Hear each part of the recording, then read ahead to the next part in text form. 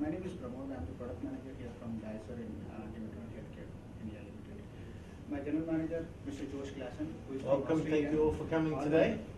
All the way he had come from Australia, and he is taking care of India operation.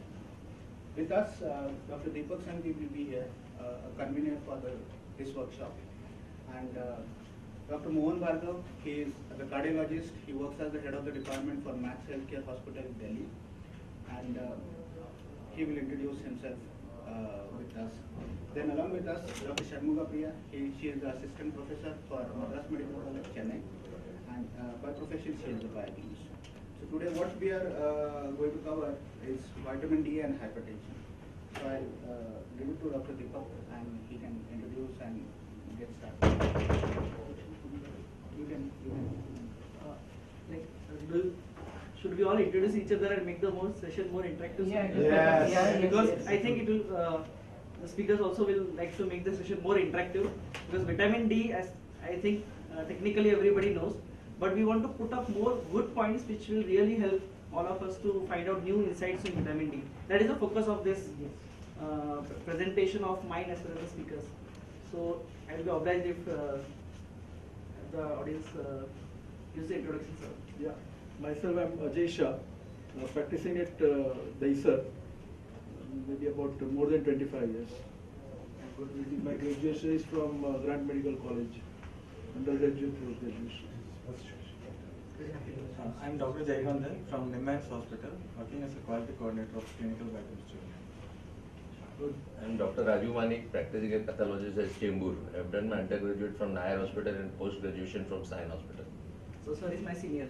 I've done my MD from Nair. I'm Dr. Venkatesh. I work with the Govilka Metropolis Lab. I'm the quality manager. Yeah, so he's associated with Metropolis only. So I am Dr. Deepak.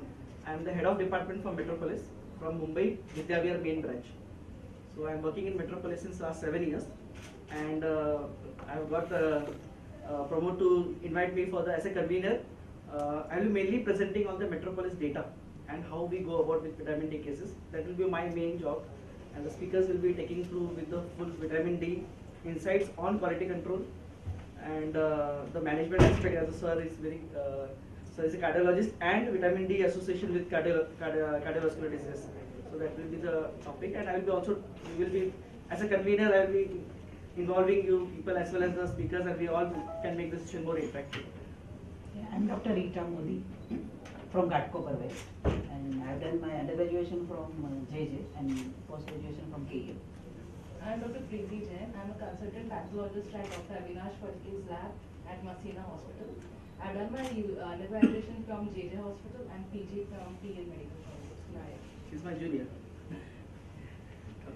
Dr. Mahagaonkar, practicing pathologist with Dadar since 1978. Dr. Ullas Karkari, done my undergraduation post-graduation from KM Hospital way back in 1978. Done practice for more than 30 years. Yeah, sir, as I have done my UG from KM, so that is also my senior. Dr. Nair Khan, practicing in Mumra since 7 years. Yeah. Undergraduate from Terna Medical and postgraduate from GMC. Good. I'm Dr. Chakravarti from BS Hospital, Ahmedabad. Duty of the Black Ministry. Yes, sir. Yeah, sir. I'm Dr. Bhargav. I did my MBBS from Sevaka in with MGMS. Then with my post graduation, I was here. I did my DMD from medicine. I was in Bombay for 5 years.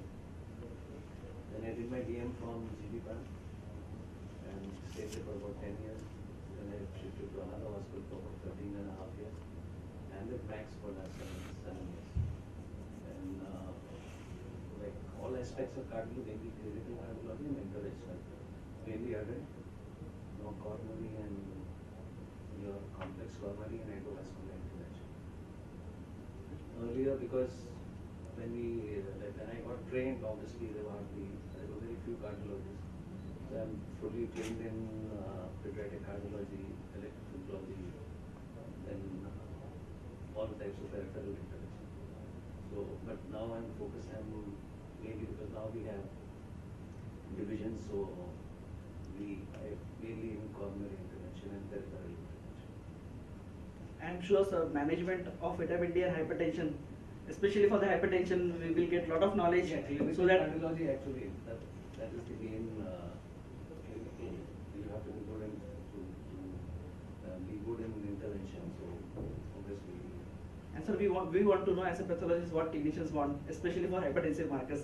Yeah, So that will be the role of renin and aldosterone in hypertension, like which are the conditions that we should do which drugs, whom we should advance. And similarly regarding like how important it is as far as various diseases are concerned. And cardiovascular disease, diabetes, many have it has a role in cancer. So obviously my focus will be on diabetes and cardiovascular, when to treat, what to do, which test will be better, when.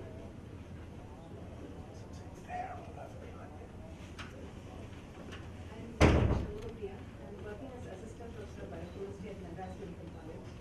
I did my undergraduation at Madurai Medical College and then post-graduation at Madras Medical College. So after that I joined as assistant and attached.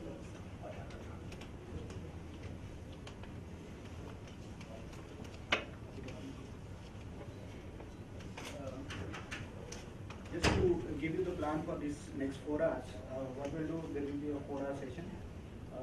We will divide this into 2 segments. First, we will cover all aspects of vitamin D, and then the later will be for hypertension. Meanwhile, any queries, any suggestions, any doubts, all our experts are here. We can discuss it. I want this session to be more interactive. We really want to take some messages with good intentions for new assays and the new markers what we are doing it. I know everybody are testing it. You also share your experiences, and it will be more useful for us to understand the subject. So please. Good morning. I will start my presentation of why vitamin D now so much of importance. So many lectures, still we are again on a session of vitamin D because of all the technical aspect that I am going to discuss. But I will like to start my talk as all the advertisements also now. We know this advertisement that Bonvita, Complan, everything should have vitamin D so that the calcium reaches the bones of the child. The child goes normally. Even I have put one more slide that even the mothers are now ready to give their chocolates if it is fortified with vitamin D. So I would like to start with that. There's a lot of awareness is there in the population of vitamin D.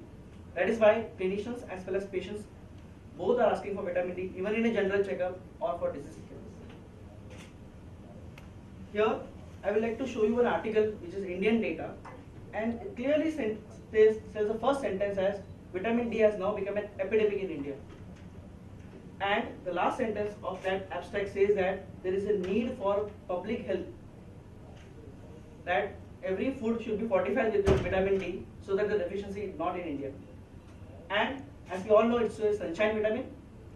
And I'd like to all ask you one question for today. We all, audience including experience, how many of us have got the proper good morning adequate dose of vitamin D today? Very less. So that is why vitamin D has become a very important topic still in discussion. This topic on vitamin D having D2 and D3, that is D3 being an active metabolite and D2 ergometsoferol, will be more discussed in detail by Dr. Chanmugapriya. And I will, the main topic, one more part where that will be discussed in further presentation is the endocrine, paracrine and intercrine functions of vitamin D, which have to be understood to understand the significance of vitamin D interpretation of the report.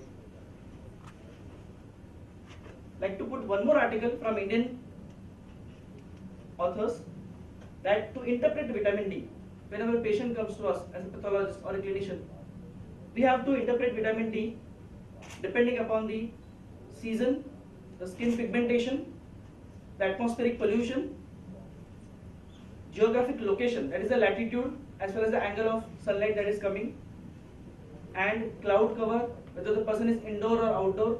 So there are a lot of things which has to be seen for a person why his vitamin D is on the lower side.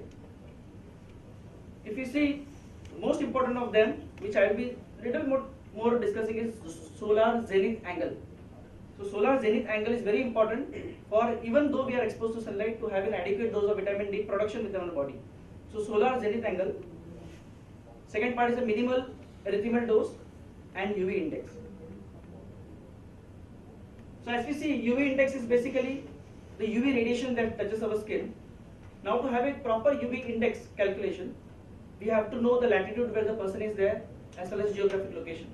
So this UV index calculation is done. There are many websites which can do that. Minimal erythemal dose, it is actually the dose of sunlight that touches the skin where just mild erythema is formed. That much amount of vitamin D is called as minimal erythemal dose. This all is very important, and even the interpretation of the skin types. There are 6 types of skin types, and out of that Indians come under the type 5 category of skin types. So this is the things that we have to know before interpreting vitamin D. Sensible sun exposure. So we all know that sensible sun exposure from the articles says that it is 15 to 20 minutes of sunlight exposure on our skin when arms as well as legs are not covered by the clothes. This is the zenith angle. So as we see that this is a study done in India of different locations. One was Tirupati, Delhi, Lucknow, where the sunlight at the angle at which it touches the body, that angle is very important. If that, so the time of the day where you are standing in front of the sun, that angle which with the sunlight touches your skin, and you get a maximal production of vitamin D in your body. So this is solar zenith angle. So go on internet, your city or your area where the sunlight at which angle should touch and what is a better time. So you will find literature saying some saying 8:30 in the morning, some 10 o'clock in the morning, some saying 12:30 in the morning. So actually it is the timing at which a city or a person standing in front of sun, where what is the best time to get a sunlight is depending upon the solar zenith angle, which is an acute angle depending upon the cities. So this is the solar zenith angle which helps to produce vitamin D adequately in the body. That is the reason why even though India considered as a sunlight country, still we are having vitamin D deficiency. This is our routine slide where we all know that when UV radiation touches the skin, 70-hydrocholesterol is converted to in the liver into 25 vitamin D. This 25 vitamin D is then from the kidney is converted to 125 vitamin D, and this 125 vitamin D through the enzyme 1-alpha hydroxylase causes all the actions of endocrine, paracrine, and endocrine functions of vitamin D. So which will be detailed discussion will be done in the next talk. Interestingly, I've also seen research out of the Sun Research Institute in Australia that shows that skin temperature also affects the rate of conversion from vitamin D to 25-OH vitamin D. So it's just another variable that's not talked about often. We talk about the angle of the sun is an important thing, but also skin temperature affects the quality of the reaction as well. So as we see that pigment, the ozone layer, the atmospheric pollution, the angle at which the sunlight touches our skin, the amount of exposure which causes that minimal erythemal dose, all this matters how much vitamin D production will happen in the body and adequacy. And what I want to say about the angle. If the angle is different, you need to say vitamin D is not producing. Yes, sir. So there are many people who say, as a laboratory, patients will come to us. I am having 20 minutes of sunlight every day. I cannot have vitamin D deficiency. I do yoga, I do go to gardens, I do everything. Your lab report is deficient. It cannot be. So the explanation is that the angle at sunlight, you are staying in Mumbai, it's an atmospheric pollution area. So you have to know that it has to be less polluted. That happens early in the morning. So our timing may be 8:30 in the morning in Mumbai, but in other cities maybe it can be 10 o'clock. So the angle at which the sunlight touches your skin, an acute angle, matters. Request government of Maharashtra to put it in newspaper what angle and what time we should. Right, right. So that is what I showed you one study which has actually been done in 3 parts of India, Tirupati, Delhi, and Lucknow, to find out at what angle the person should get exposure of sunlight for adequate formation of vitamin D. That is why I have put that slide, that we also have to know as Mumbaites what is the actual time and the angle at which the sunlight should touch our skin to become adequately production of vitamin D. Otherwise, we always have to take vitamin D in replacement or loading dose whenever required for whole life. That has been talked about. But to, what is the adequate angle for Mumbai? I will have to find out, sir. I got this article, and now I have to find out from Mumbai, which is very important, sir. And please time also. Time. Time is more important. What morning time and seasonal. Yes, sir. So Also, when today we tried, but there was no sun. Yes, same thing, sir. But yes, today also the production can happen. We have to find out at what angle this sun will touch us. So that is very important. You cannot stand in the 3 o'clock in the afternoon to get that direct sunlight coming on us, and then vitamin D production will not happen. People will ask us, patients will ask us, I am working in sun between 1 p.m. to 3 p.m. or 4 p.m. Why I am not getting vitamin D adequately? So there is a reason for that. That is why I wanted to focus on this solar zenith angle. It's very important. We have to know this for interpretation of vitamin D. There is references for this particular statement you are making. So this is an article that I have put, sir. This is one article where I have put. I have the articles also. If you can give me email ID. Yes, and this is Indian data as well as foreign data. This is the Indian data of Tirupati, Delhi, Lucknow. So I have article. That is why I have taken from the articles. It is not. I have not. This is from an Indian article. Yes, sir. Dr. Shashank Joshi, who is an endocrinologist. Dr. Hari Narayan. So I have showed you this article, sir. This is the article, sir. Vitamin D status in India by Dr. C.V. Hari Narayan and Dr. Shashank Joshi. We all know Dr. Shashank Joshi is an endocrinologist, and there are many other articles that I have got, sir, of solar zenith angle. I would like to. This is why we have this talk is there, sir. We all have to go today and read many articles on solar zenith angle to really understand and help our patients who are actually claiming that they are having adequate exposure of sunlight and still vitamin D coming less in their blood. What is the theory behind the change in the solar zenith angle is going to make a difference in the vitamin D production in the body? Yes, sir. The same, this, sir. See, even the UVB has been shown in that angle. Because that 7-hydro D cholesterol has to convert to this 25-hydroxy vitamin D, only that angle, then only the skin will respond for the production of this. Otherwise, production will not happen. That is why this slide, sir, I have put, sir. Sir, you want to say something? Hello. Sir, you can, I think as a clinician you can say something. Yeah. Actually, the part of the body is important. How much body is exposed. Obviously, the angulation is important, but one has to find out how much angulation is important. There is one study where they have found that one has to see in various individuals and find out which particular angle is better. But I think there are very few studies available. So I've got many articles. Yes, there are few studies properly done. Like in India, Tirupati, Delhi, Lucknow only. Nobody tried in Mumbai or any other place. Tirupati, Delhi, Lucknow.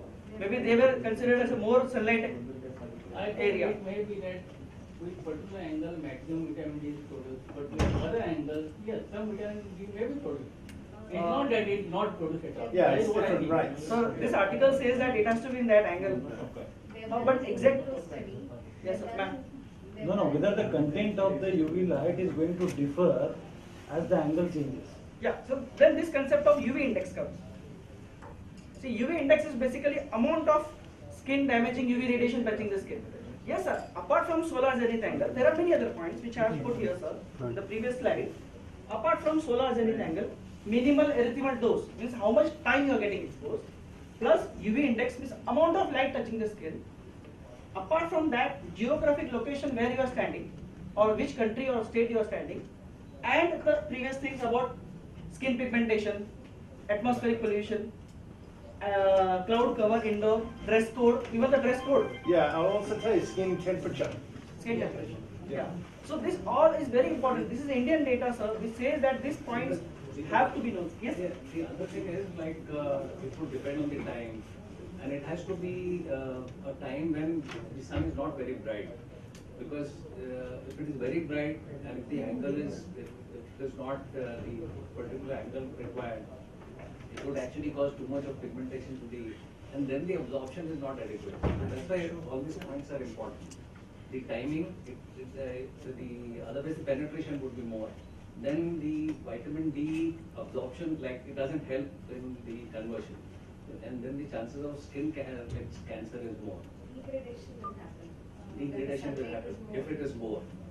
So it has to be a particular time, and it should not be very bright. Then the angulation depends, as we mentioned about the ultraviolet ray. That is important. It's an in vitro study which they have done in India.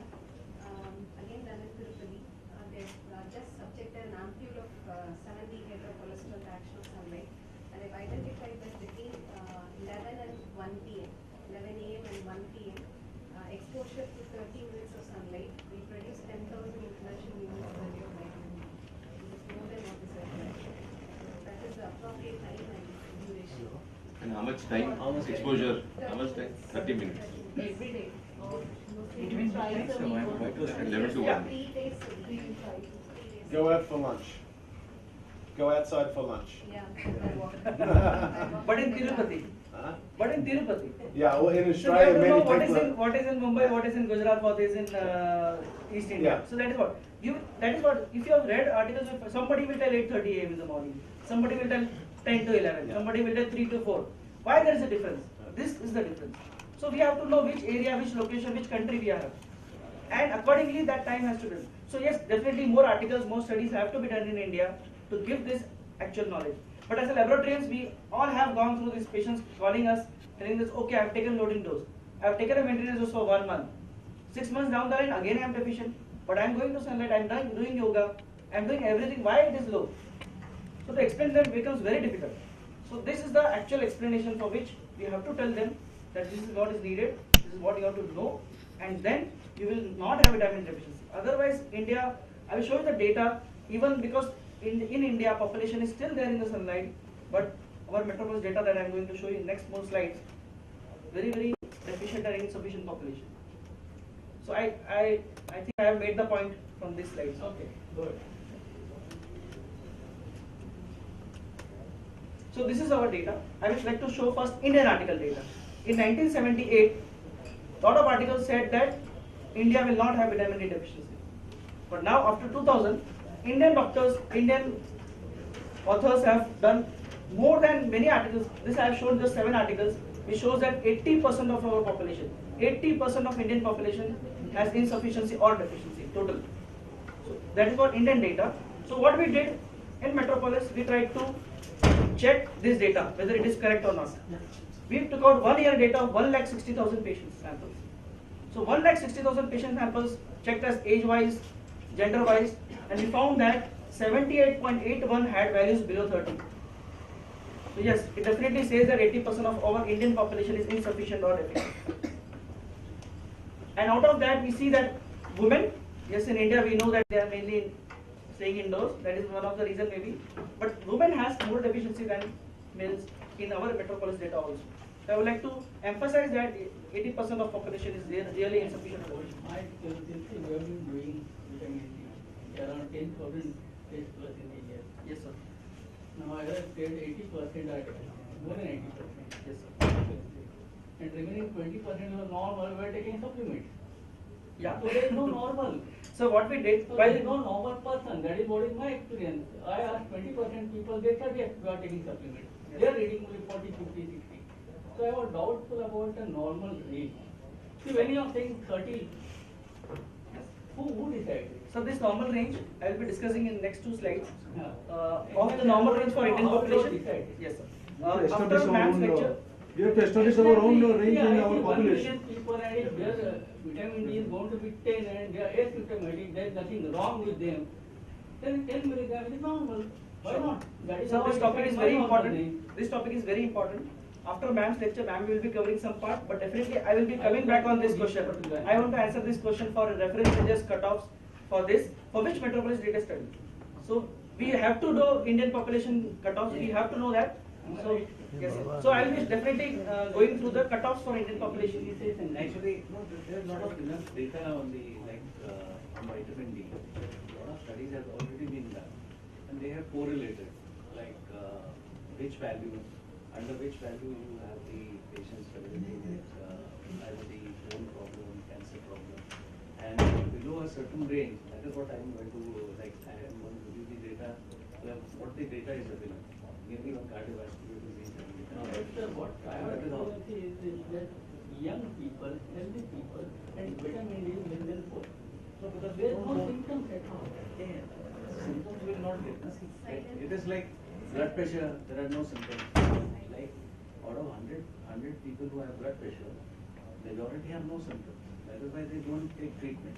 Only 1/3 of the population is taking treatment. Another 1/3 is taking intermittent. 1/3 is not taking treatment because they say we have no symptoms. So they wait for some proteinuria, they wait for some stroke, they wait for a heart attack to start treatment of blood pressure.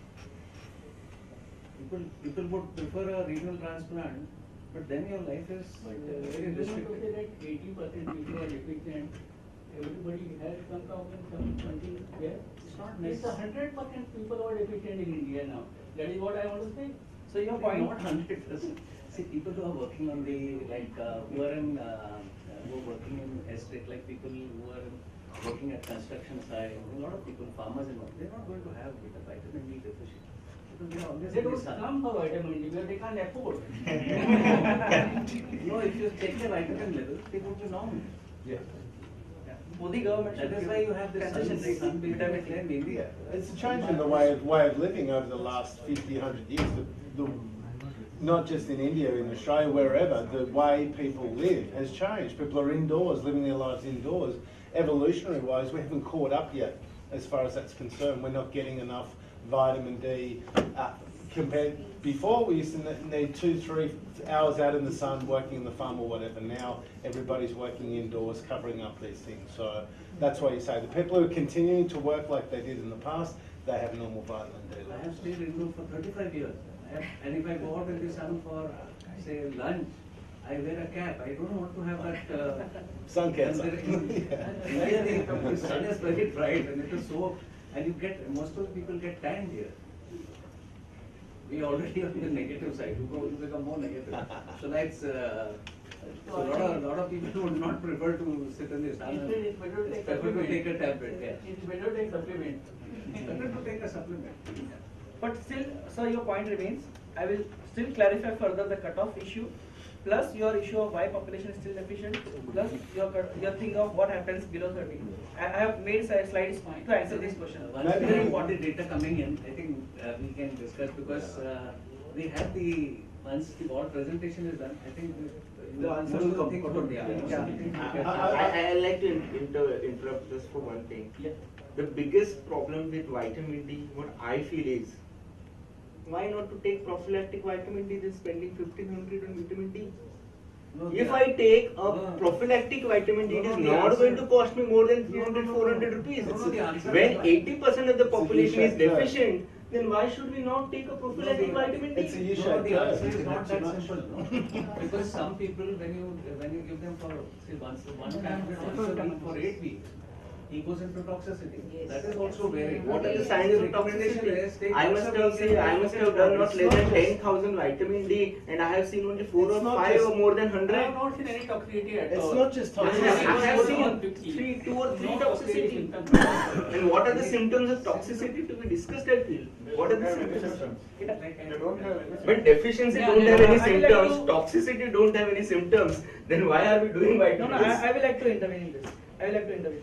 See, vitamin D, when I told you that its actions are mainly through 1-alpha hydroxylase enzyme and on the bone, right?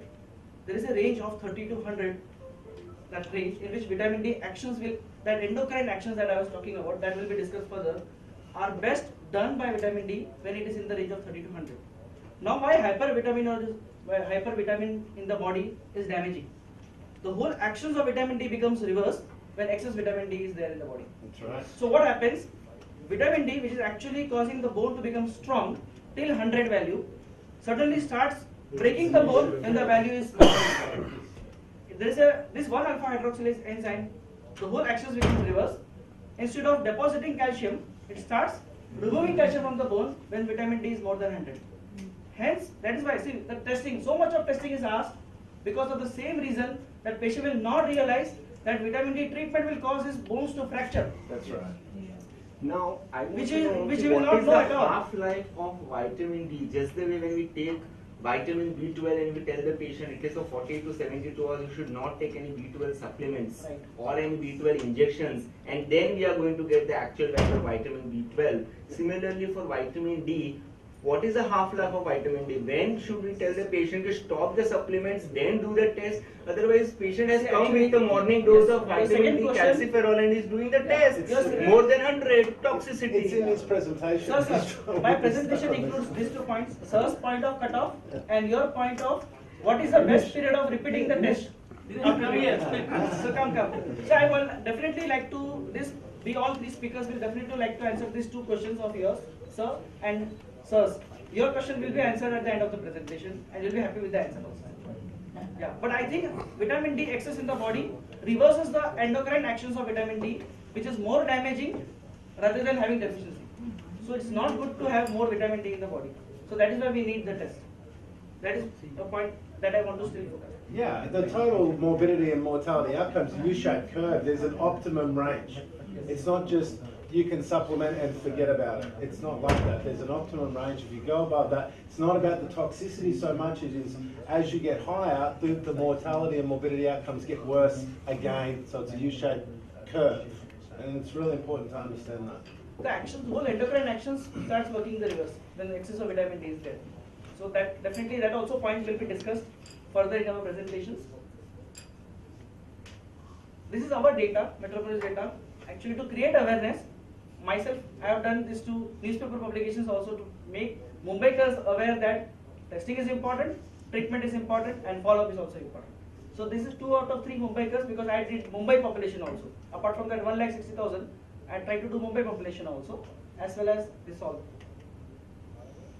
This is the topic further which sir and madam will be elaborating, that vitamin D has a role in pancreatic cancers, breast cancers, renal cancers, even infections like influenza, hypertension, diabetes, and autoimmunity. So this vitamin D has a role. This endocrine activity that I am talking about, apart from the bone health and calcium metabolism, which we all know that there are 2 functions of vitamin D. One is calcium metabolism, one is bone health. But there is a third important function of vitamin D, which is endocrine activity, which we should not forget. And that is what is a discussion for these all topics, which will be discussed further in our presentations. This is from the Indian article only. Dr. Goswami has put up all this, that vitamin D has a role in all this. So what I am just showing you next 2 slides is this Dr. Goswami's article. He says that how vitamin D has a role in diabetes, how vitamin D has a role in cardiovascular diseases. Actually, this all will be discussed further in sir's presentation, so I am not elaborating right now. How vitamin D has a role in autoimmunity, how vitamin D has a role in tuberculosis also. In fact, if I remember some of from my seniors that patients of TB in CVD hospital and Kasturba hospital are kept in sunlight, tuberculosis patients, so that they recover fast. The actual pathophysiology behind that is that 1-alpha hydroxylase enzyme. In tuberculosis patients, when they get exposed to sunlight, 1-alpha hydroxylase becomes a very good factor which destroys tuberculosis bacilli. So in CVD hospital and Kasturba hospital it is followed, which I have heard from my seniors, that patients are kept in sunlight to get treated from tuberculosis, especially that extended drug resistant and other drug resistant tuberculosis. They benefit from tuberculosis, from sunlight, and it is because of that 1-alpha hydroxylase enzyme, which is going to be discussed also further. But I want to still say that Indian data also talks about vitamin D importance in tuberculosis patients also. It's very important. And its role in malignancy. So I did not type, I put those articles only which I have read, and the pathophysiology is written in those sentences which I will not like to elaborate right now. I will try to stop my talk right now, and Dr. Shambhuga Priya will be taking over for the vitamin D assays and vitamin D related things that we want to further discuss, and I will be again chipping in for the other part of my session. I just want to say something. Yes, sir. You should, there are so many problems with vitamin D deficiency, and you said 80% population is deficient. Yes. Now, have you studied, or somebody has studied, how many people of the 80% are suffering from all these diseases? Is there any data available for that? How many people are having those kind of complications, or they are predisposed to all these diseases, osteoporosis, or malignancy, or what is your thing? I got a study. Yeah, this is the studies by Dr. Goswami that I told you, sir. Dr. Goswami has given this very good article. He has given pathophysiology. No, in that also there are a lot of things, but there are speakers who will elaborate this. Yeah, but it's not like you So get vitamin D deficient and you get a malignancy overnight. It's a long process. Vitamin D is not confined to bone and calcium metabolism that we used to think. It can happen. Now it is taken into consideration that vitamin D has a role in each and every metabolism of the body. Correct. Up to uterus they have gone. So in utero, they have studied vitamin D even in shark and whales. They have put some articles on it. So that is the reason why vitamin D has come to surface all of a sudden in last 3-4 years. He is making a statement. Now I am also saying that 80% people are deficient, less than 10. Maybe all are deficient, as you are saying, maybe all are deficient and less than only are Insufficiency plus deficiency. It is not only deficiency. It is insufficiency plus deficiency. No, this data, whatever he is presenting, is of the data who are being tested. And we have removed duplicate That patient can't be a names general to statement. This is resolve the those issue who are of follow-up. come to you and those are tested. It's a cohort. So it's a tested analysis. It's not a general analysis. Yeah. Has anyone come across a case where something is said that this case of pancreatic cancer was due to vitamin D deficiency? No, very difficult to say. It is difficult to pinpoint. Sir. Causation. It is really difficult to pinpoint. With such a Otherwise, population said, deficient, between the lines, Yeah. how many of the pathologies that we diagnose, So, Dr. we Goswami's conclude article- this is because of this. Yes. Practically, it is not possible. Because of your diet. No, but Dr. Venkatesh, I think sir will be in a better position to guide us regarding yeah, but this. Dr. Venkatesh, this article, actually what has been done, there are patients who are followed up with vitamin D deficiency control group and the treatment people, and they found that pancreatic cancer is more in the vitamin D subjects. That way studies are done. So Dr. Goswami has done the study in that way, where he took a vitamin D population and found out that pancreatic cancer happens more frequently and not. That way studies are done.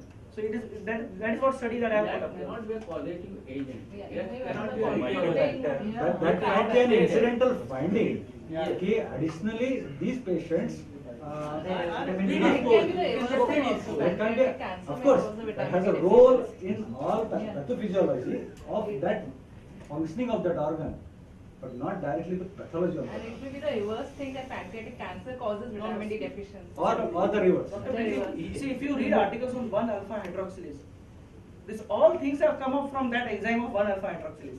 So if you go on internet, put as 1-alpha hydroxylase role in vitamin D, you will find all this. Whatever we are talking about is through that enzyme. Is that See, that any action- molecule in this science can be related to cancer. Yeah. Let me tell you very honestly, because Robbins in the first chapter which we learn in our second MBBS clearly states that everything under the sun, including the sun, is the cause of cancer. So any molecule can be the cause of cancer. It is because we want to promote vitamin D. That is the No, reason sir. why we are So trying that to is why I did correlate not type vitamin D. anything in my Yeah, lecture. my idea I is put very articles. clear as far as vitamin D is concerned. Why we are discussing these things is only because of the cost of vitamin D. No. I don't Yes, know. that is a fact. Because vitamin D is 1500 and no one is ready to afford it. That's the reason why we are discussing. If it would have been 500, people would have afforded it. We have never even discussed this particular topic. Why there is so gross variation in the charges of vitamin D? That is what we want to know. Sure. Why some laboratories are question that you charging will actually 500 discuss. rupees, some laboratories are charging 800, some charging 1500 rupees. Why? I think we should see the data and then Yeah. discuss this. Sure. Your question Sir, your actually- third question will also be We answered will at that answer time. all your questions. So let us go to the topic. Whatever data flow, is available, and then the question answer will come. because even when I came through, I was surprised to have the data. I think the speakers, Dr. Shanmugha, you will be very, very happy to listen to Dr. Shanmugha Priya. He's a very good orator. I have got the feedback from many people, so I think I will also be now the first person to listen to ma'am.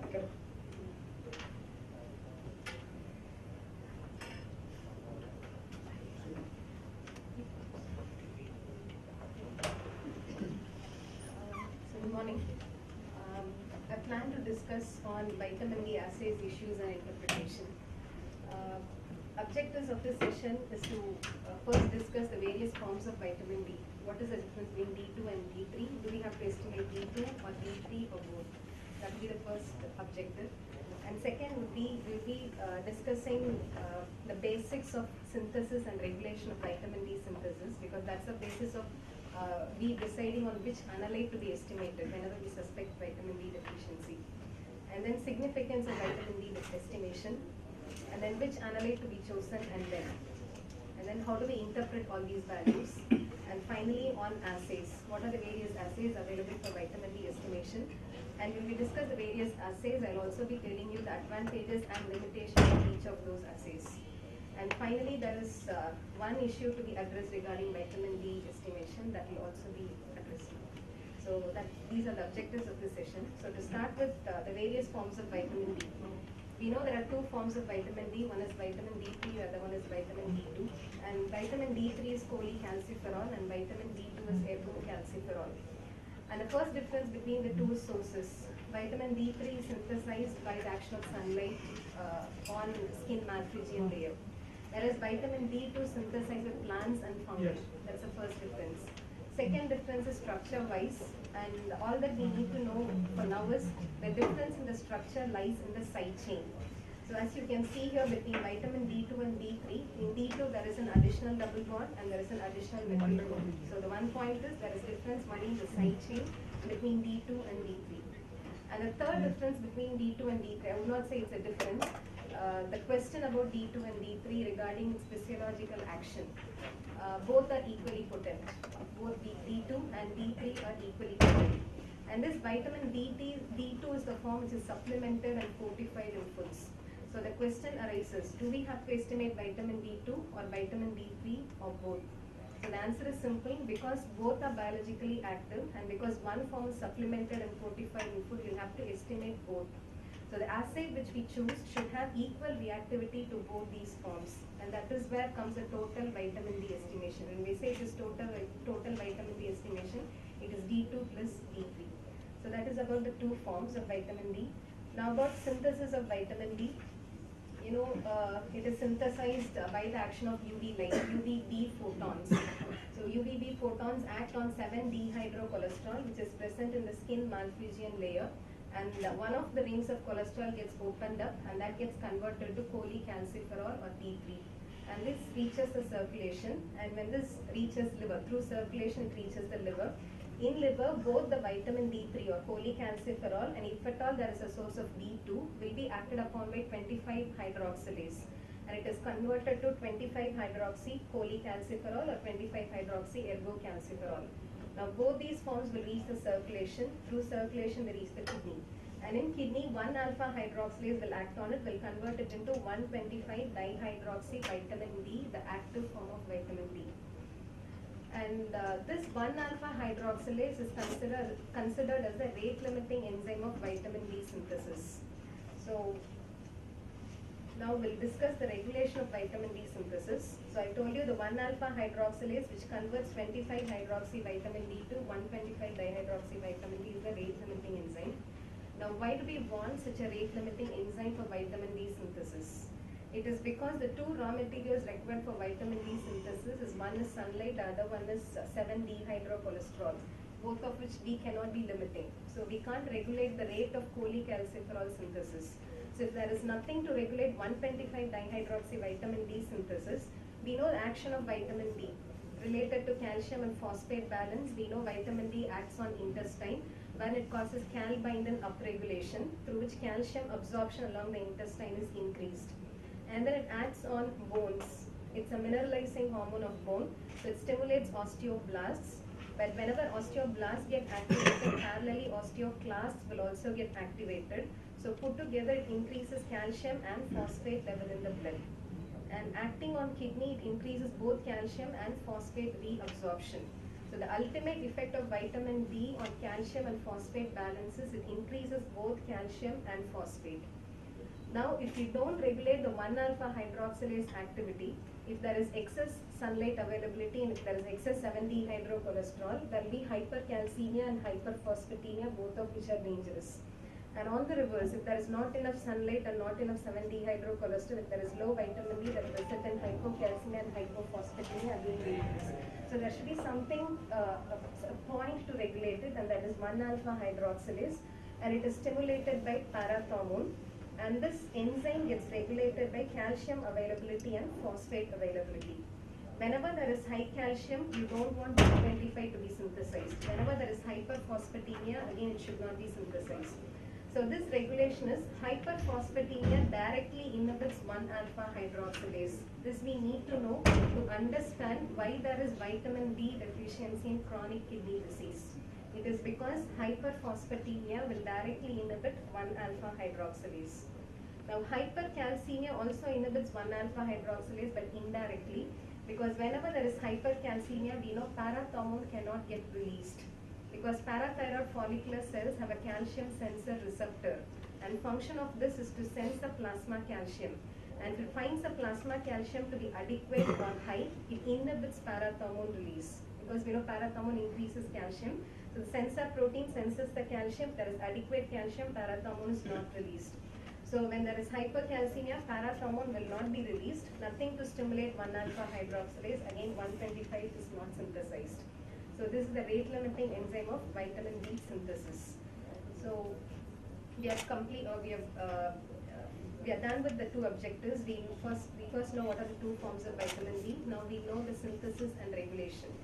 Now about the third objective, significance of vitamin D estimation. The most important significance of vitamin D estimation is in identifying the cause of hypocalcemia. So what are the causes of hypocalcemia? It would be interesting to know that the most common cause of hypocalcemia is the pseudo-hypocalcemia caused by hypoalbuminemia. The most common cause of hypocalcemia is hypoalbuminemia if we are estimating total calcium. Because whenever there is, we know out of the total calcium, most of it is bound to albumin, and then we have free calcium. But only the free calcium is the active form of calcium. So whenever there is hypoalbuminemia, for a given total calcium, bound calcium would decrease. So free calcium would increase. So whenever there is hypoalbuminemia, for a given total calcium, bound calcium would decrease, so naturally free calcium will increase. And when there is an increase in free calcium, we know there is a feedback suppression of parathormone. And this parathormone will decrease the total calcium in the blood in such a way that in spite of there being a decrease in bound calcium, normal calcium is normalized. So ultimately what we should know is hypoalbuminemia will decrease only the total calcium, but the normal calcium will remain normal. But the free calcium will remain normal, and that's the active form. So if you're going to estimate total calcium, it might look as if it's low, but actually the calcium is normal. So we call it a pseudo-hypocalcemia caused by hypoalbuminemia. So for this we have a correction factor. If you're estimating total calcium, we have to estimate it along with albumin. And if you find hypoalbuminemia, the correction factor is for every 1 gram per deciliter decrease in albumin, calcium will be reduced by 0.8. For every gram per deciliter decrease in albumin below 4, calcium will be decreased by 0.8. So to correct it, we'll add it. So plus 0.8 into 4 minus albumin. So total calcium estimation should be accompanied by albumin concentration estimation. So this is one important cause of hypocalcemia. Apart from hypoalbuminemia, the second cause of hypocalcemia is chronic kidney disease. So in chronic kidney disease, when the kidneys fail to filter, phosphate would accumulate in circulation. So it causes hyperphosphatemia. And this hyperphosphatemia, just now we discussed, will directly inhibit 1-alpha hydroxylase. So apart from that, this hyperphosphatemia we know will stimulate parathormone secretion, because parathormone causes phosphate secretion. Hyperphosphatemia stimulates parathormone secretion, and this is the explanation for renal osteodystrophy. I'll just try to remember this because this has got an implication which will be discussed later. But for now, why does chronic kidney disease present with hypocalcemia? It is only because of this hyperphosphatemia. Because whenever there is high phosphate, the calcium phosphate product should be maintained normally. So whenever there is hyperphosphatemia, there will be a decrease in calcium. That is one reason. The other reason is, as I told you, increase in phosphate will inhibit 1-alpha hydroxylase, and that will inhibit 125 dihydroxycholecalciferol synthesis, and that decreases calcium. So what should we know here? What is the point to be observed here is, in chronic kidney disease, there is vitamin D deficiency, but the form of vitamin D which is deficient in this condition is 125 dihydroxy vitamin D. It's not 25 hydroxy vitamin D. So second cause of hypocalcemia is chronic kidney disease. And third cause of hypocalcemia is hypomagnesemia. Because magnesium is necessary for both parathormone secretion as well as for parathormone to act. So this is something that is essential for both parathormone to get secreted and for parathormone to act. So any hypomagnesiemic condition, you will find resistant hypocalcemia. It will not get corrected easily until you correct the low magnesium levels. So that is the third cause. And apart from this, obviously hypoparathyroidism.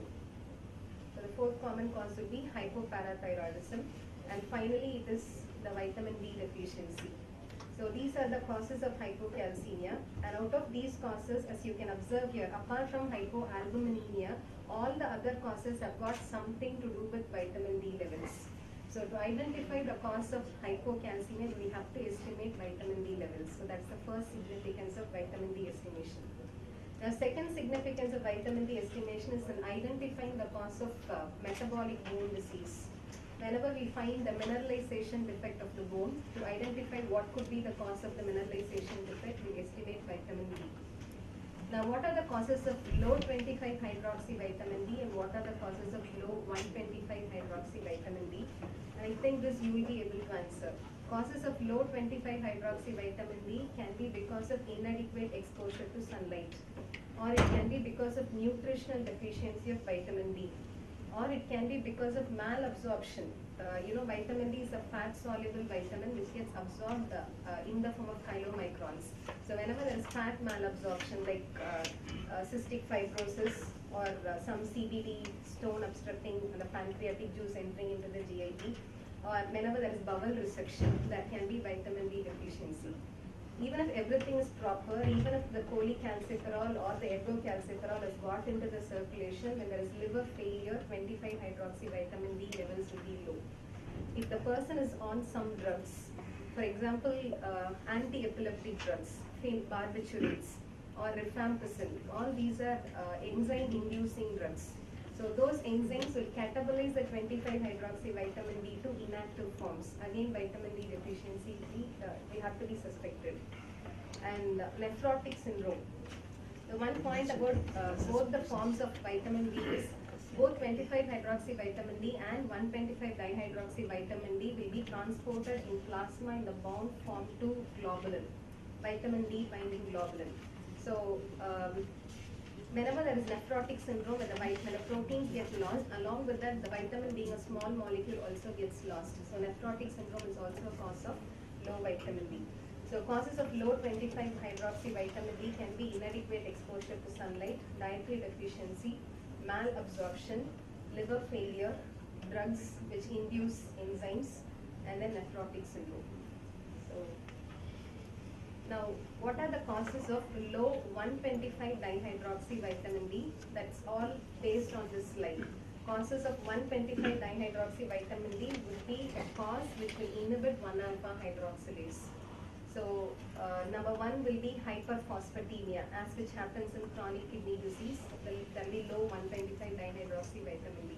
Or parathormone, hypoparathyroidism or pseudo-hypoparathyroidism. Parathormone cannot activate 1-alpha hydroxylase, again it will be low. And then this famous vitamin D dependent rickets type 1. So vitamin D dependent rickets type 1 is because of 1-alpha hydroxylase defect. So again 125 dihydroxy vitamin D would be low. Now for you to later interpret 125 values, what is vitamin D dependent rickets type 2? It is an end organ resistance of vitamin D. And whenever there is end organ resistance, the ligand level will be raised. So in type 2, 125 dihydroxy vitamin D levels will be high. In type 1, 125 dihydroxy vitamin D levels will be low. So causes of low 125 dihydroxy vitamin D will be hyperphosphatemia, as which happens in chronic kidney disease, hypoparathyroidism and pseudo-hypoparathyroidism, and vitamin D dependent rickets type 1. So that's about causes of these two, causes of low values of these two parameters. Apart from bone disorders, we have discussed two significances of vitamin D deficiency. One is hypocalcemia, second is metabolic bone diseases. Now third is to assess health status, to assess vitamin D status even in a healthy person. So that is what we were discussing now. Even this vitamin D deficiency is supposed to be a silent disorder, which is found to be a precipitating factors for many conditions. It is related to insulin resistance. So vitamin D deficiency is related to insulin resistance and diabetes. It is related to hypertension. Why vitamin D deficiency is related to diabetes is vitamin D deficiency will cause hypocalcemia, and calcium is necessary for insulin secretion and for insulin to act. So there will be low insulin levels as well as insulin resistance in vitamin D deficiency. It causes hypertension. Together it predisposes a person to coronary artery disease, autoimmune disorders, because vitamin D receptors are present in macrophages, T helper cells. They activate both macrophages and T helper cells, and cytokines get released. So, and then it is found to be related to malignancy, myopathy, and even non-specific complaints. So now comes the question. So this answers our question actually. Why do we have to estimate vitamin D deficiency even in a normal person? Because the silent disorder silently causing a predisposing to all these manifestations. And again, it is justified by the fact that a whooping 60 to 90% of Indian population are found to present with vitamin D insufficiency. And here we have two questions to be answered. One is why do we find such a high prevalence, 60 to 90% in Indian population? Second question to be answered is why is there a sudden surge in this vitamin D insufficiency detection? So the first question answer is why Indian population? I think you all know the answer. It's because of melanin. We have high melanin content, and the UVB rays are absorbed by melanin. So whenever there is high melanin, instead of UVB rays being used for conversion of 7-dehydrocholesterol, it's being absorbed by melanin. That's one reason. And the second one is something about which we were all discussing previously, is zenith angle. So zenith angle is, as Sir said, it's an angle between overhead and the geometric midpoint of sun. Zenith angle is the angle between overhead. If a person stands at this point, from overhead point, if you connect this point to the midpoint of sun, geometric point of sun, that is called the zenith angle. So based on the zenith angle, availability of UVB photons would vary. And UVB photons reaching the earth when it is above or below 35° north and 35° south is less. And we are above this 35° north. That's why we don't get enough UVB photons. That's why we are predisposed to vitamin D deficiency.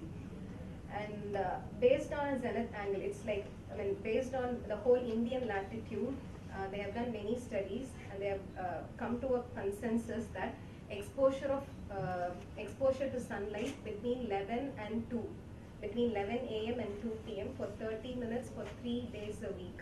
For 3 days a week will protect you from vitamin D deficiency. It is based on something called the Vitamin D Consortium of Indian population. So they say this is what is needed for us to protect ourselves from vitamin D deficiency. So that's about zenith angle. So that's the second answer. Third answer is vegetarianism. So non-vegetarian diet will act as a good source of vitamin D3. It's not as, whereas vegetarian diet is not as good as that. So these are the three causes for why it is more prevalent in Indian population. Now why is it now? It is because, we have started using sunscreens, sunblocks, which do not allow the UVB rays to reach 7-dehydrocholesterol. And then increased indoor activities. And then obesity. Obesity, though the cholesterol content is high, it is not 7-dehydrocholesterol which is available. Availability of 7-dehydrocholesterol in obese person is less. So these are the three causes for why it is more now. Use of sunscreens, lesser outdoor activity and obesity. So we have understood now the significance of vitamin D estimation. And now which analyte to be chosen? We know there are two analytes, 25-hydroxy vitamin D and 125-dihydroxy vitamin D. What is that we are going to choose now? And for answering this question, there are two answers here. One is concentration of 25-hydroxy vitamin D is high in blood. It is 10 to 65 nanogram per ml. It's in nanogram levels, whereas 125 is in picogram level. So the major circulating form of vitamin D is 25-hydroxy vitamin D. So whenever we suspect vitamin D deficiency, the major circulating form should be measured. That is one reason. Second reason is its half-life. Half-life of 25-hydroxy vitamin D is 2 to 3 weeks. And 125-dihydroxy vitamin D is 4 to 6 hours. So shorter half-life of 125-hydroxy vitamin D. Suppose a person knows that he or she has been prescribed vitamin D estimation, assay to be done. So the person does not want to know that he or she suffers from vitamin D deficiency. So the person will know that sunlight will give vitamin D. The person walks in sunlight for say 1 week and comes back to you. And because the half-life is just 4 to 6 hours, there will be immediate rise. It's not actual rise, it's an immediate rise. So anything with longer half-life will tell you about chronic effects. So we choose 25-hydroxy vitamin D. That's the second reason. Third reason is, though we always talk about the 1-alpha hydroxylase which is there in kidney, most of the endocrine actions of vitamin D are mediated by 1-alpha hydroxylase present within the target tissues. most of the endocrine actions of vitamin D are not dependent on the 1-alpha hydroxylase of kidney. So the 25-hydroxy vitamin D, which is in the blood, will be taken up by target tissues. Within the target tissues, we have 1-alpha hydroxylase, which will convert it into active form, and then it mediates most of its effects. So when we estimate 25-hydroxy vitamin D, it is not just the circulating form. It is actually the active form which brings about the effects. So these are the three reasons behind why, because of which we have chosen 25-hydroxy vitamin D to estimate or to assess vitamin D nutritional deficiency status. So does that mean 125 dihydroxy vitamin D has no value? It has got many values, or it has got many applications. As I told you, in chronic kidney disease, there is hypocalcemia. If you want to know the cause of hypocalcemia, estimating 25-hydroxy vitamin D will not help you. You'll have to estimate 125 dihydroxy vitamin D. And then to differentiate vitamin D dependent rickets type 1 and type 2, both clinically would be, presentation would be the same. Both can be treated by megadoses of vitamin D. So how do we differentiate the two causes? In type 1, it is 1-alpha hydroxylase defect, so 125 levels will be low. In type 2, it is end organ resistance, so 125 levels will be high. Third application of 125 dihydroxy vitamin D is in conditions like sarcoidosis. Because immune cells have 1-alpha hydroxylase activity. Conditions like in sarcoidosis or in granulomatous diseases, 125 dihydroxy vitamin D levels will be high. So these are the three applications of 125 dihydroxy vitamin D. And before discussing that, how do we interpret? We know 25-hydroxy vitamin D has to be estimated to understand vitamin D deficiency. Now, how do we interpret? Normal value is 30 to 80 nanogram per ml. When we say normal value, it's not based on the reference range. It is based on the physiological effect of it's an optimal level of vitamin D which is necessary to bring about all the endocrine effects. So we have identified that only when the vitamin D levels is more than 30 nanogram per ml, it can allow calcium to be absorbed along the intestine. It can bring about all the endocrine actions. That is why we say optimal level is more than 30. So when it is less than 30, it is presumed that it has stopped or it has started to fail in bringing about the endocrine effects. So optimal level is 30 to 80. When it is more than 80 nanogram per ml, there is toxicity. And toxicity of vitamin D, sir said, it will present with hypercalcemic manifestations. Vitamin D toxicity will present, yeah. Is there any seasonal effect on these ranges, or is these ranges meant to cover whatever season you were talking about? Yeah, season as in winter, spring, summer, It's always the same. just all across 12 months, right? Yeah, it's always the same.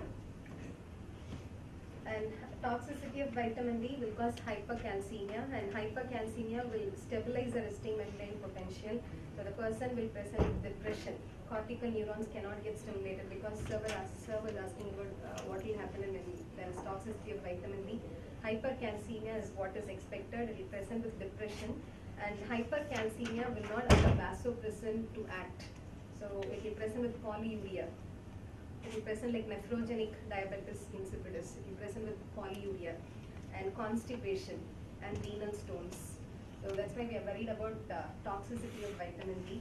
And insufficiency is just below. 20 to 30 is insufficiency, 11 to 20 is deficiency state. And less than 20 nanogram per ml, overt manifestations are expected. So, and then this, I've already told you, 125 dihydroxy vitamin D estimation. It is useful in chronic kidney disease to differentiate vitamin D dependent rickets type 1 and type 2, and in granulomatous conditions like sarcoidosis. So now about the assays. Before discussing the various assays available for vitamin D estimation, what are the issues to be addressed? Why do we find because again, there was a question, why should it be costlier? Vitamin D estimation, why is it costlier? It is because it's a steroid, it's a very small molecule which is bound by D binding protein. And so if you're going to estimate vitamin D, you have to first deproteinize it, remove the vitamin D binding protein, and then estimate the total vitamin D. Because unlike thyroxine, we know thyroxine again, it is bound by thyroxine binding globulin, and then we have a free thyroxine. But there we are not worried about this thyroxine binding globulin because one is free hormone assays is what we are interested in. Free hormone is the active form of thyroxine. But here it is the one which is attached to D binding protein which goes and gets attached to the receptor, and then the D binding protein gets removed off and then brings about the effects. So if you want to know the total activity of vitamin D, you will have to estimate total vitamin D. You are not worried about free hormone here. Okay, so the first step is you have to remove the vitamin D binding protein, and second is it's a small molecule, so synthesizing an antibody, monoclonal or polyclonal antibody directed against a specific epitope of vitamin D is very difficult. So the first issue to be addressed here is deproteinization, removing the effect of D binding protein. And second issue to be addressed is the assay which you choose should have equal reactivity to D2 and D3. And most of the assays do not have equal reactivity and they have less reactivity to D2, in which case it will underestimate vitamin D levels if the person has taken vitamin D fortification or supplementation. The second is there should be equal reactivity to D2 and D3. Third is it should not estimate the metabolites of vitamin D. We know 125 is the active form. And apart from 125, we have 24-25 dihydroxy vitamin D and then 124-25 which are all inactive forms. So the antibody should not be cross-reacting with all this. And so there is a lack of harmonization in assay. That is why it's quite costlier. So the issues to be addressed is effect of vitamin D binding protein, and then differential cross-reactivity to D2 and D3, and then specificity. So now what are the assays which are available? We have competitive protein binding assays. We have UV absorption after separation by HPLC, and then the immunoassays, competitive or non-competitive immunoassays, and finally the tandem mass spectrometry. So these are the four choices we have. So to start with competitive protein binding assay, the principle is very simple. Here we take a protein which will bind to vitamin D, and we allow this vitamin D which is present in the sample to compete with a labeled vitamin D. So the red one is the vitamin D binding protein. We are going to utilize the D binding protein's vitamin D binding action. So the D binding protein that is in the reagent will be allowed to bind to vitamin D, and the top one is the vitamin D which is available in the serum, and the bottom one is labeled vitamin D which you are going to add in the reagent. So there is going to be competition between 25-hydroxy vitamin D in the sample and the labeled 25-hydroxy vitamin D. And if there is not enough vitamin D in the sample, the labeled vitamin D would compete, it will go and bind. So when you wash excess unbound antigens and then you measure the signal. So the signal is indirectly proportional to the concentration of vitamin D in the given sample. So this is the basis. So we might use either D-binding protein or some polyclonal antibodies can be used for binding to antigens, a simple mechanism. But here the D-binding protein or any antibody which we use always cross-reacts, always binds to the other metabolites of vitamin D which are all inactive. They bind to 24-25, they bind to 124-25. So there is always a 10% overestimation of vitamin D when we are using a competitive protein binding assay. So to overcome this, there should be a pre-separation step. Only if you want it to be a perfect quantification, there should be a pre-separation step using a column, and then it should be subjected to competitive protein binding assay. That makes it complex and unwarranted, utilizing two techniques together. So that's about competitive protein binding assay. And the second choice which we have is HPLC with UV detection. So here we know we can separate solutes based on various properties of these solutes. In HPLC here, we separate the substances based on differences in polarity. You know, 25-hydroxy vitamin D is less polar when compared to 125 dihydroxy vitamin D. So when we use a reversed phase HPLC, reversed phase is wherein we use a stationary phase, we use a non-polar stationary phase. So when we drop this by all the forms of vitamin D, anything which is more polar will be repelled first. So 125 dihydroxy vitamin D comes out first, and then 25 hydroxy vitamin D. And based on polarity, you can separate all the metabolites effectively. So HPLC based separation first, followed by UV detection. And the difficulty here is whenever we employ UV detection, because of the lesser sensitivity of UV detectors, you will need to use larger volumes. So sample required for this technique would be larger volume would be required, number one. Number two is it's laborious, it needs expertise. Not everyone can do this HPLC followed by UV separation. So this HPLC followed by UV absorption is used only for standardizing the other assays like comparative protein binding assays and immunoassays. So that is about the difficulty of HPLC separation followed by UV detection. Now about immunoassays. Immunoassays, as I told you, first step would be we have to deproteinize using acetonitrite, followed by using an antibody which is directed against bovine serum albumin conjugated vitamin D, which lacks a side chain. So why do we make it a point that it lacks a side chain is, as I told you in the first slide, the difference between vitamin D2 and D3 lies only in the side chain. So if you can synthesize an antibody directed against this vitamin D which lacks a side chain, we expect it to be equally reactive to vitamin D2 and D3. So here antibodies are synthesized directed against bovine serum albumin conjugate of vitamin D analog that lacks a side chain. And initially we were using the Hollis assay, which is radio immunoassay. And because the dynamic range is less, radio immunoassay dynamic range is less, now we have started using other signals. Now we have started using chemiluminescence. So a short insight into what is being done in chemiluminescence. In chemiluminescence, we'll use a microbead which is coated with avidin, on which biotinylated antibodies will get absorbed. Biotinylated antibody is the one which I told you, it's a synthesized directed against vitamin D analog which lacks a side chain. So when we add the sample, the 25 hydroxy vitamin D in the sample will start competing with the labeled 25 hydroxy vitamin D. In chemiluminescence, it will be labeled with horseradish peroxidase. So when there is not enough 25 hydroxy vitamin D in the sample, this labeled 25 hydroxy vitamin D will go and bind to the antibodies.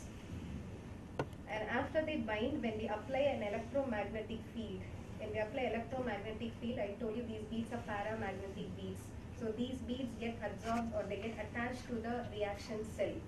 So we wash away excess unbound antigen and then we add isoluminol. So isoluminol in the presence of horseradish peroxidase will start emitting photons. And this photon is what we measure. So the number of photons would be inversely proportional to 25 hydroxy vitamin D that is present in the samples. It's basically competitive immunoassay, chemiluminescence. And this has got a high dynamic range. It has got improved sensitivity, improved linearity. Now, what are the limitations of these immunoassays, all these competitive immunoassays? Limitations are, number one, the deproteinization might not be effective. There might be inadequate denaturation of vitamin D binding protein when we use acetonitrite. So that might be an underestimation of vitamin D. And then number two is cross-reactivity. There is not equal, though we have made enough attempts to see that the antibody is specific to only, it's not specific to D2, it's equally reactive to both D2 and D3. They are found to have less reactivity to D2. Again, that might be an underestimation because of this. And then lack of harmonization of assay, because depending upon what antibody is being used in the kit and depending upon what is the concentration of the denaturing agent that is used and depending upon what is the calibrator that is being used, the values which we get might vary. So there is lack of harmonization of assay. So these are the drawbacks or limitations of chemiluminescence. So inadequate denaturation is possible. There is less reactivity to D2, both of which account for a mild reduction in or underestimation of vitamin D, and there is a lack of harmonization of this assay. Now finally it is LC-MS, liquid chromatography, followed by tandem mass spectrometry. Here first we remove the proteins by precipitation and then we separate the various metabolites by HPLC. And then in tandem mass spectrometry, we use electron spray ionization to fragment the particle and then we quantify. And so the advantages would be effective separation of each and every metabolite. We don't have to worry about cross-reactivity, underestimation or overestimation. We can separately get D2 values. When we see the result of tandem mass spectrometry reports, the reports will include 3 values: total vitamin D, and then vitamin D2, and then vitamin D3 values. So effective separation is possible. Possibility of separating D2 and D3. But how much is D2 in total? It depends on the source. If the person Out is of fortified. total vitamin D2 part, how much? D2 found how much? D2 I think 2 or 3%, right? No, D2 is based on the source. If the person has taken fortification, D2 contribution may be more. How And much? the person, The normal person, I suppose it's 2 or 3%. 97% is D3. Yeah, but if you're taking supplements, I think that's what you're saying, right? If you're taking supplements, it could be. it be more. It be more.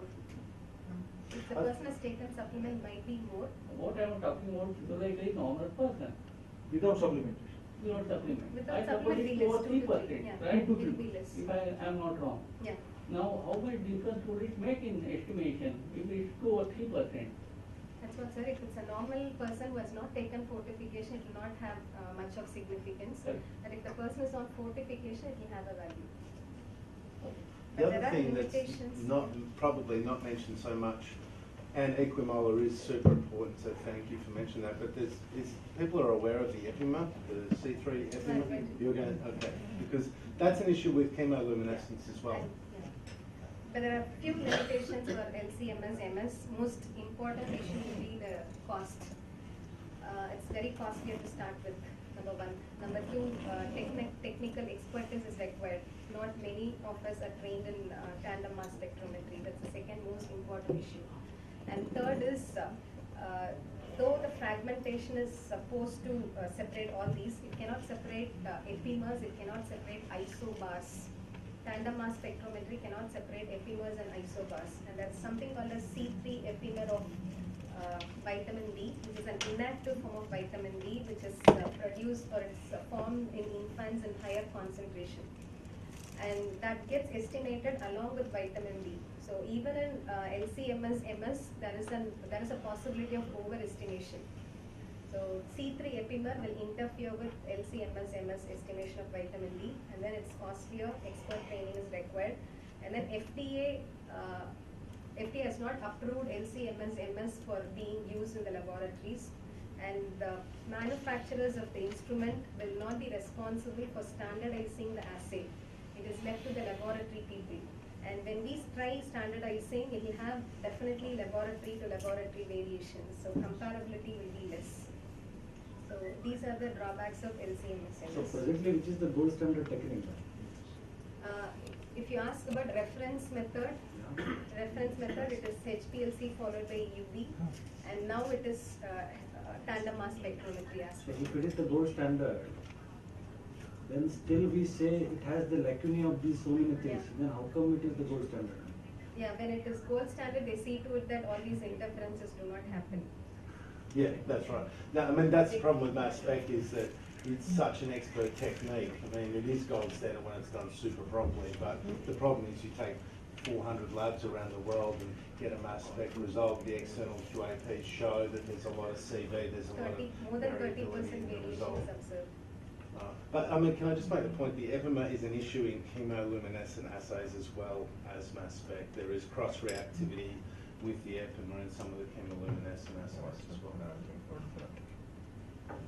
So ultimately, if you see all these assays, they all have one defect or one limitation, lack of harmonization. It is again, it's not that easy to address that issue because antibodies, will definitely have different reactivity to the metabolites, and based on the concentration of the various reagents used, there will be definitely a variation. So to address this issue, that's why when we give sample for vitamin D estimation in one lab, that will be totally different report when compared to the other lab. So to improve comparability of the laboratories, we have some standardization programs.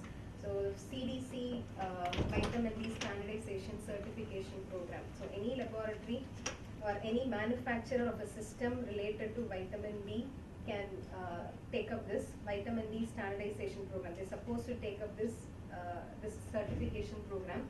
And here there are two phases. Phase 1, it is a calibration phase, wherein 40 samples will be given to the laboratory or to the manufacturer with determined values.